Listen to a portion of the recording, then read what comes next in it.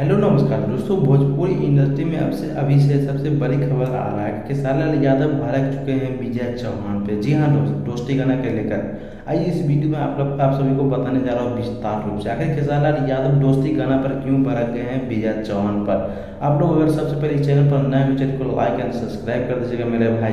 चलिए दोस्त, अब टॉपिक की ओर चलते हैं। सबसे बड़ी बात यह है कि आप सभी को पता है कि दोस्ती गाने बहुत ही अच्छा और सुपर हिट रहा है और कहीं न कहीं इंस्टाग्राम पर इतना ज़्यादा चला है कि शायद कोई भोजपुरी गाना चला है। जी हाँ दोस्त, मैं बताने जा रहा हूँ कि आप सभी को पता है कि भोजपुरी में सबसे भयंकर और तगड़ा दोस्ती गाना चला है और कहीं न कहीं इस गाने को विजय चौहान ने डिलीट करवा दिया गया है जोर जबरदस्ती। जी हाँ दोस्त, ये सब चीज़ देखकर खेसारी यादव काफ़ी ज़्यादा गुस्सा हो गए और कहीं न कहीं बहुत ही बड़ी बात बोल दिए हैं।